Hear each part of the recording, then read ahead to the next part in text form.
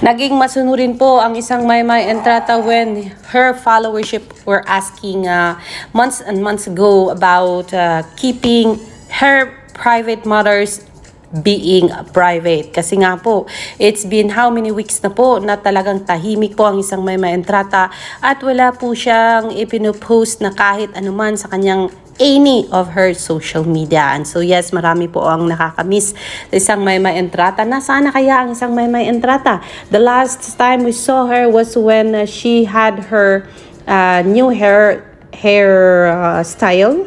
Yung nag-hair extension po siya mga kaibigan with zero.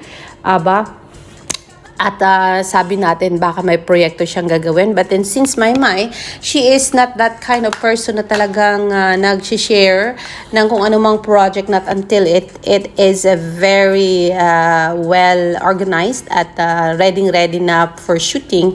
Kung kaya antayin natin kung gaano katagal maging mute ang isang Maymay Entrata at hanggang kailan siya magbubukas ng pinto uli to share whatever she is doing sa kanyang pribadong life, kasama man ang pamilya niya o katrabaho niya or ang kanyang kasintahan na si Joaquin Enriquez. Joaquin Enriquez is also so quiet nowadays mga kaibigan. There is no upload at all sa kanyang Instagram, sa kanyang TikTok.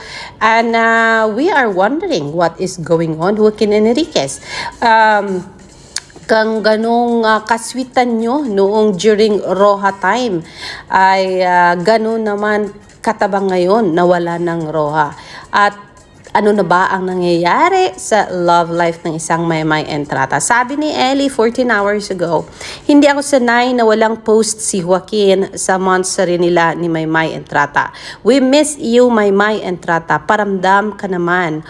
Hoping you are doing good and you're doing all right. Kasi nga po mga kaibigan, paparating na po ang Sunday and are coming live sa Sunday mga kaibigan, and ang tawag dito, ang ABS-CBN or ang ASAP ay nagtatanong kung tawag dito, kung sino daw ba ang gusto nyong makita sa ASAP ngayong Sunday. Marami ang sumisigaw, can you please bring in sa ASAP Sunday si Carmel Collado together with Maymay Entrata. They want to see a production number na magkasama si Carmel Collado and Maymay Entrata mga kaibigan, kasi nga po nakita nilang pareho ng parang pare-parehong style, gutsy at napakagaling sa performance when it comes to singing and dancing sa stage. Ay talagang pakagaling po ng isang Maymay Entrata, and nakitaan din nila yan kay Carmel Collado after watching Carmel Collado doon sa concert ng Bini mga kaibigan, yung lately lang na dinayo ng almost more than 15,000 katao, and that is why they are planning to bring back the Bini Universe concert twice this year. So, antabayanan niya ng mga Bini Universe, mga kaibigan. But then, yes, antay natin kung pagbigyan ba ng ASAP management ang kahilingan ng mga netizens na i-bring si Carmel Collado along with Maymay Entrata sa stage for a great performance, a big performance, mga kaibigan. Dahil nakita nilang magaling pareho at magbibigay talaga ito ng magandang entertainment para sa mga manonood ng ASAP. Emre Trisha was posting March 19, 2026. She is having this thought, mga kaibigan. Yung na-imagine ko si Maymay Entrata or Mariz Rocal or Kyla Estrada ang bidang girl dito sa Pursuit of Jade. Iba ang atake kapag palaban ang girl, mga kaibigan. Since Maymay and Mariz Rocal and Kyla Estrada were seen in wala aksyong teleserye, mga kaibigan. And so yes, Trish is having this imagination. What if maging lead star pwedeng maging tatlo. Itong si Maris Rocal, Carla Estrada, or Maymay Entrata, and Maymay Entrata sa Pursuit of Jade, mga kaibigan. Or parang Charles Angel ba ang datingan na meron ding nagpo-propose ng tandem na si Maymay, Kai Montinola, and itong si Luyan ng mga kaibigan. So let's see.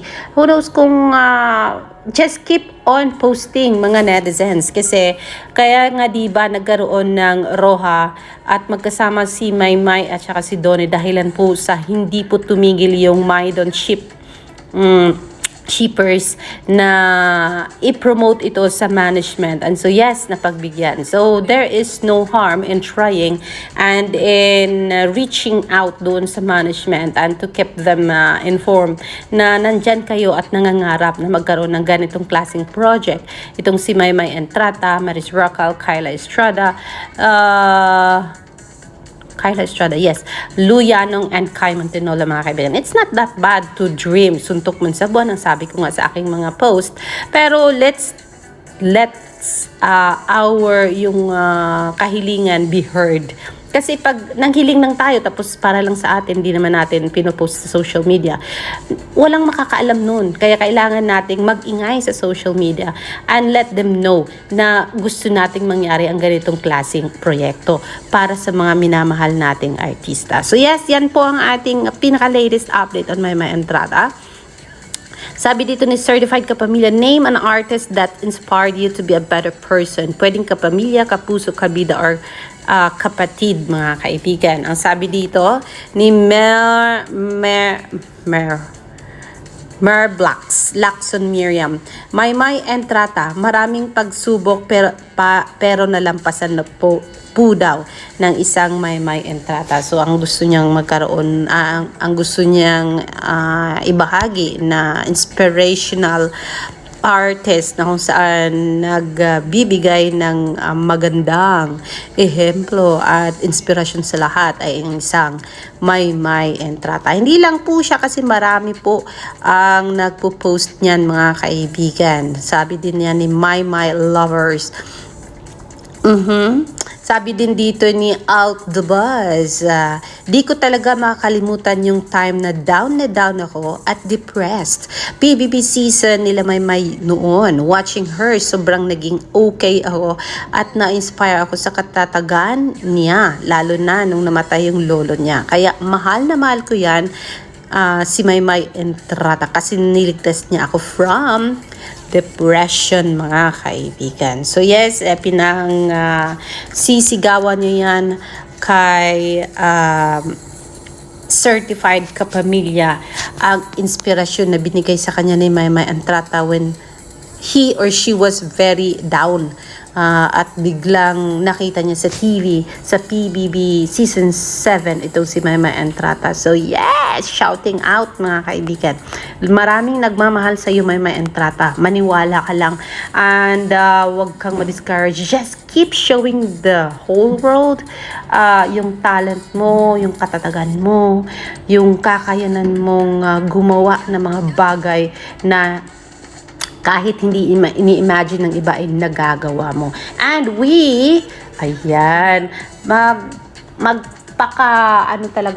magpakatotoo. We are asking you, Maymay. I tried to reach you out sa Instagram mo, but then I think hindi mo nabasa. But then I am trying to tell you na sana kahit tahimik ka, you will do updates sa mga fans mo. Gumawa ka ng mga cover song, dance cover, parang gano'n, TikTok, or mag-Instagram live ka, TikTok live ka, YouTube live ka, para masundan ka namin kung anong ginagawa mo. Huwag kang maniwala na nawawala yung mga nagmamahal sa'yo kasi nag-aantay lang yan sila ng pa-update mo. That kung hindi ka magpa-update, syempre hindi sila active sa social media. But once you are showing to the world that you are visible, Maymay Entrata, believe me, nandiyan lang yan sila sa tabi at nag-aantay ng pa-update galing sa'yo. So yes, sana soon makikita ka na namin sa TikTok post mo, TikTok live mo, Instagram live mo, Instagram post mo, YouTube live mo, dance cover sa YouTube channel mo, and song cover sa YouTube channel mo, why not? My, you can do it. With all the resources around you, I know you can pull everything na gusto mong gawin. Basta maniwala ka lang. Hindi ka iniiwanan ng kahit sino sa industriya dahil nandito lang kami. Nag-aantabay sa iyong pagbabalik. Alexander Lexter Jules, magandang morning po sa inyong lahat.